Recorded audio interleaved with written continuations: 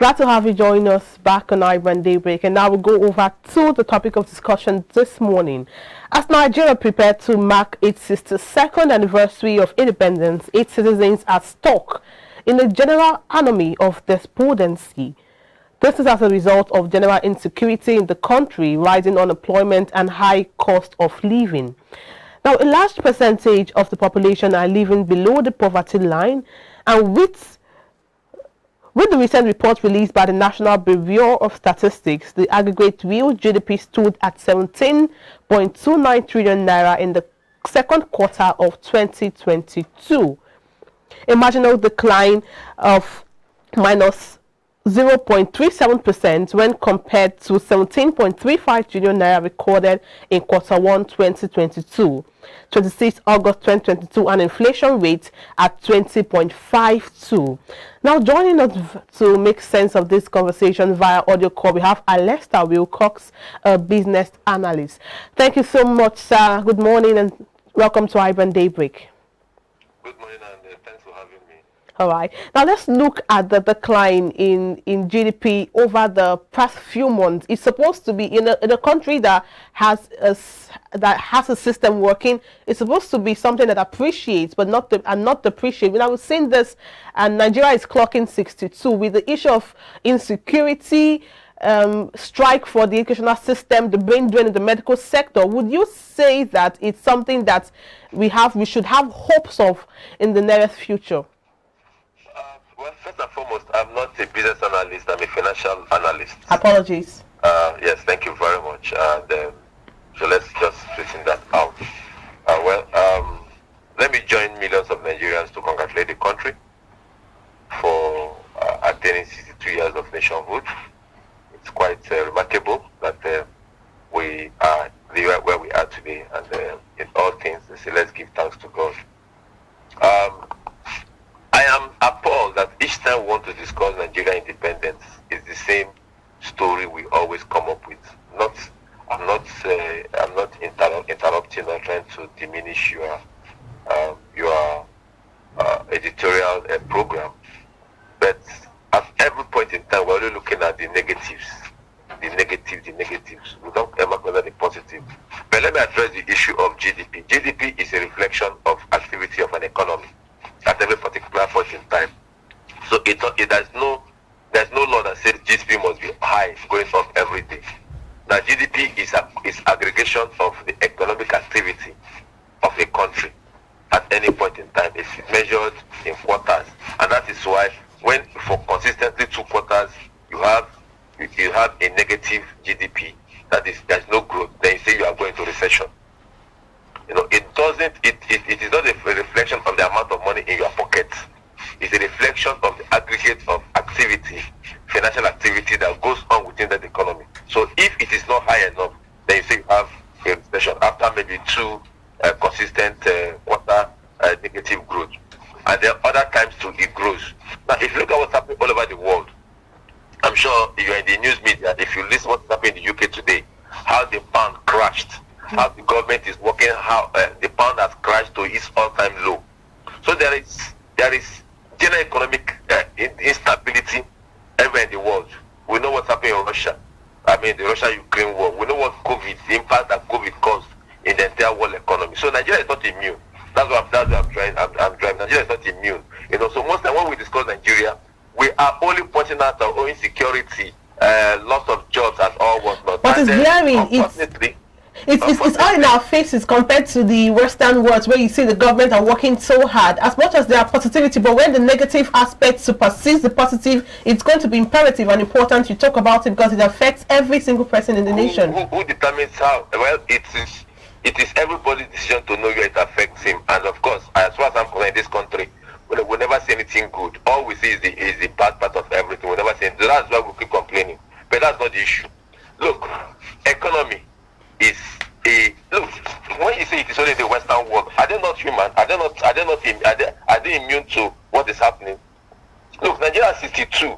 Yes, we might not have made the kind of stride we need to make, but we should appreciate a few things that was happening. You talked about insecurity. Yes, it's a problem. It's a problem in the country. But of course, are we also talking about how it is being tackled, or every day we talk about rising security. What about how it is being tackled? What about the news that comes out in the theater of war? What our military men and women and security agents are doing to keep us safe? But we don't recognize those ones. All we say is negative. I'm not quarreling with you with the editorial program, but I'm also it's important that we don't always feed ourselves in the negativity. Let's also look at the positive aspect of it. And I just said it. Nigeria is not immune to the entire. I'm not telling you that I'm free or I'm not affected by what is happening. Not that you're not affected. But again, if we keep feeding the entire public without balancing the act, then we're not helping the country. We're not doing anything good to the country. Look, GDP, Nigeria has the biggest economy in Africa. In fact, the 23 or the 33rd biggest economy in the world. That is the size. But what are you doing with the size? What are you as an individual doing with that size of economy? That is the important thing. Government cannot feed. Government, you see, every time we put the blame on government, yes, government has far responsibility to do, which of course they are not all meeting it. But what of your own responsibility as citizen, as me as citizen? What am I doing to contribute?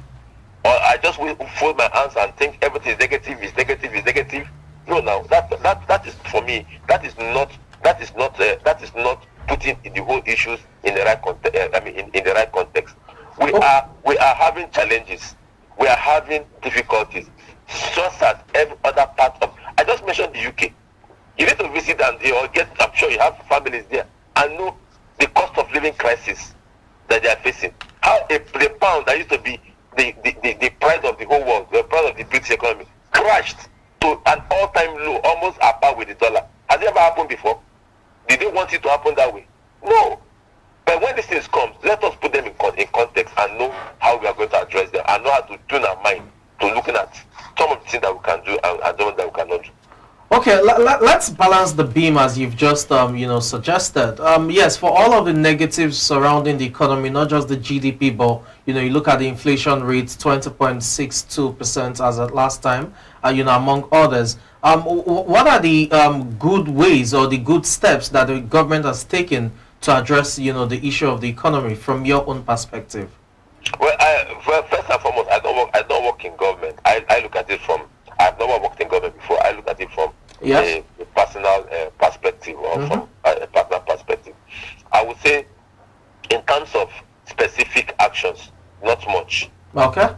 In terms of specific actions, not much, because it's like those authorities think there is this natural circle where things will just go through and then come back to normalcy.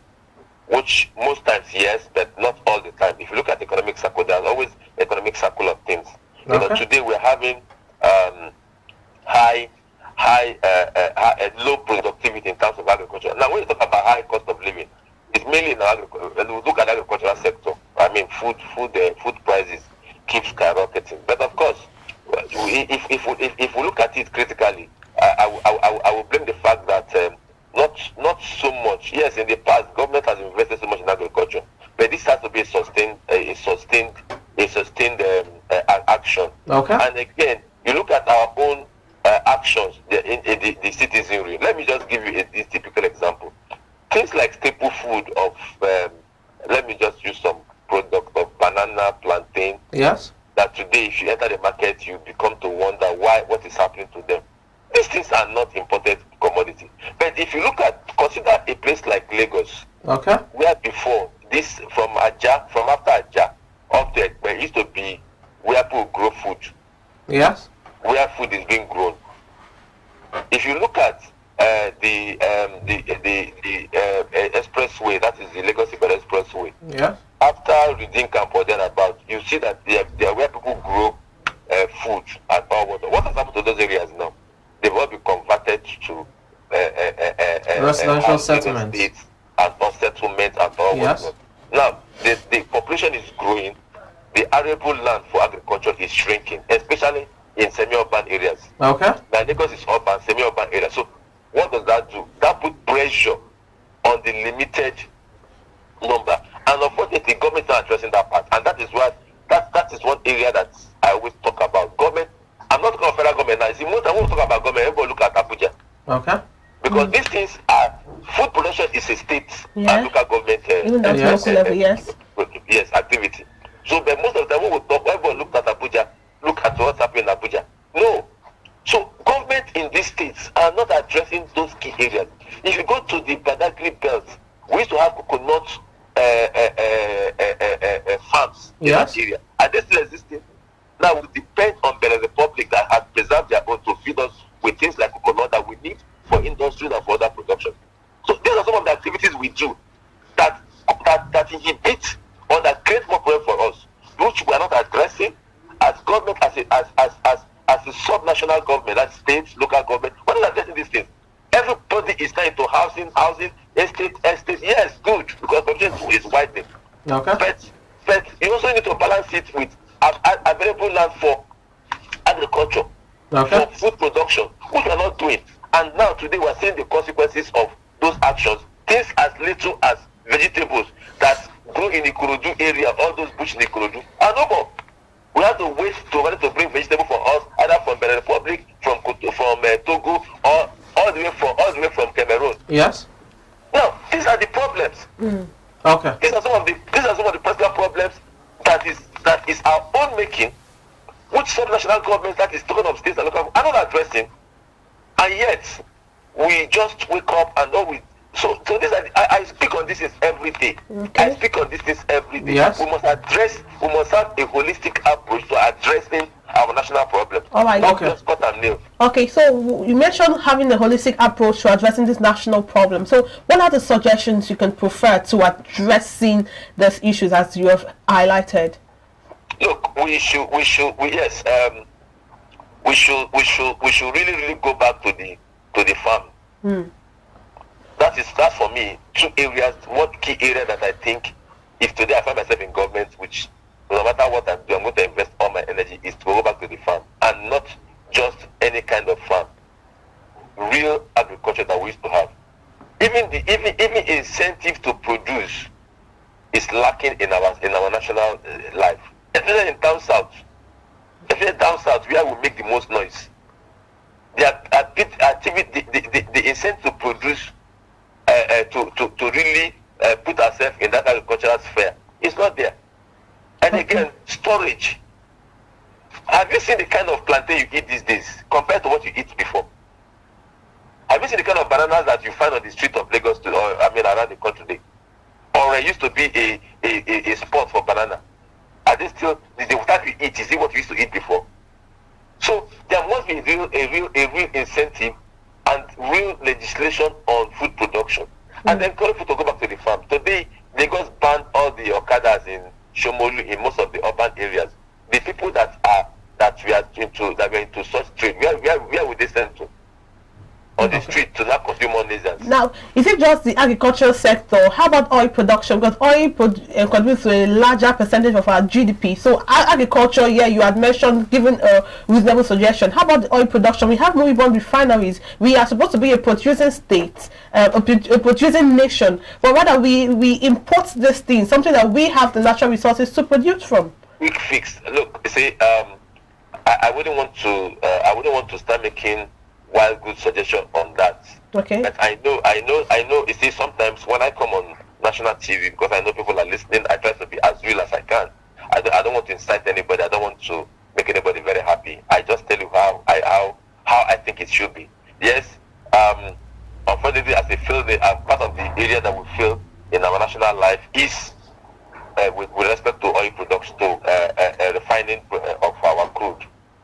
The most even annoying part of it being the fact that the most annoying part of it being the fact that our production is so threatened by oil theft, by all kinds of activities, all kinds of negative activities, perpetrated by my own people. Because that's where I've come from. Backed by other sections, backed by everybody, is a big business. And unfortunately, I think there's too much corruption within that industry that even those that are supposed to be stewards of it are part of it. Now, I won't come here to start telling you, oh, they should do that, but the fact remains that we have lost it. Other countries produce oil. Other countries have refineries. Unfortunately, in time past, they allow refineries to rot away. And they make import of this thing this event. I think and I understand that serious actions, which of course coming too late in the day, but it's better late than never. Serious action is on to revitalize at least the Port Harcourt refinery and the Warren refinery. How truthful? I've not been there. I will not come here and be telling you it's going to work tomorrow. How truthful and sincere that is, I don't know. But with the privatization of NNPC, which makes them a business venture, rather than the parastatal, I think that will give credence to that proposition that yes, serious work is happening on that, and maybe in the next few years that might come to stream. But you see, I'm also, I mean, it's also been rumored that most of the refineries abroad are owned by Nigerians. How true that is, I don't know. And it's when you're a powerful man and you have a business, you always want to protect that business. You know, so that is these are the delinquent areas of our national life, which we are all most people are guilty of. But we don't have to see all as bad. Yes, it's bad, but we don't see all as bad. We're hoping that some refiners will come on stream. Well, we heard of the popular that will be heard of the popular Dangote refinery. That should be able to come on stream very soon. And like I said, the one with that is happening in Port Harcourt and Warri, I pray that to come on stream. But the most important is to deal with the issue of production. Now, a lot of the oil majors are selling off their onshore assets because of this kind of problems. Because they too are witnessed a lot. I mean, I talk about the oil majors. They have a lot of theft, a lot of criminality going on, and so they are selling off their onshore assets rather than considering the deep seas where the thieves cannot get to. You know, so these are some of the things, and I don't have the solution. That I don't have any, so because I'm not in that industry. But I know that I hope that whoever is listening will frame up his actions and his act, and then do something positive about that area. All right, thank you so much, ALESTA WILCOX, for sharing your thoughts on this conversation. Well, like you had rightly said, it's imperative we focus on the positive things in the country, and as much as there are negativities though, but positivity is more important than whatever negative things is happening. Well, thank you so much one more time. Nigeria is a great country. Nigeria is a great country, a country where iPhones sell like mad. All right. It's not a great country. Thank you I won't so buy it much. anyway, but not for you to buy it. All right, for the want of time, we have to end the conversation here. Thank you so much. And that was the conversation for ALESTA WILCOX, and sharing his thoughts on the issues surrounding Nigeria, and of course, looking at it from the positive side. We'll take a short break now. We have another interesting segment for you as we wrap up the show after the break. Stay with us.